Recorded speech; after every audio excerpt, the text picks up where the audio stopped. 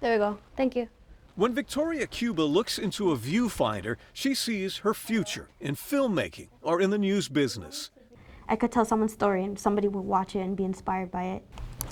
The same can be said about her story. It's real and raw. What Victoria writes for the school newspaper pales in comparison. My mom told me the first time we were homeless that, you could be taken away. And I was afraid that people were going to tease me, like what you see on TV.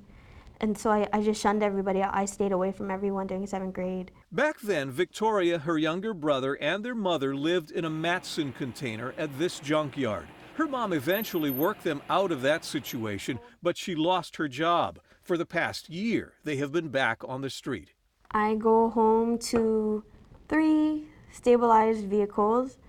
So we have our car that we use to drive, a 4Runner, and then we have a white van that the engine is not in there, and then there's a truck that one of the neighbors was kindly enough to lend to us, and that's where we stay in. We stay in 3 vehicles. Victoria didn't want to take us there out of respect for other homeless families who live nearby. Her bedroom is a truck bed. It's actually pretty spacious for the back of a pickup truck. So I try to make do with my space. I have 2 containers with my clothes, my books. A little bit more. Right there. She says the hardship keeps her focused. She gets her homework done quickly because she has to.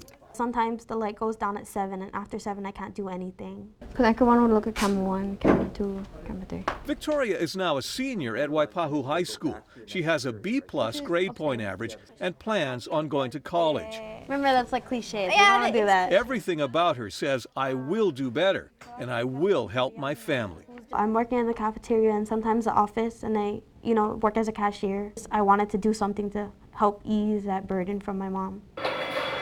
There are more than 2,000 students at her school, and she isn't the only teenager there who is homeless, but she is one of the few who talk about it.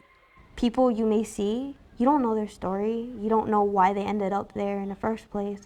So don't put some kind of label on them just because they're in that situation. And I always thought about, if I was rich, would I be one of those people who are, snotty and they don't care about other people? I wouldn't think so, because I've experienced what it's like to not have anything. That is her story, and it's her motivation. Jim Mendoza, Hawaii News Now.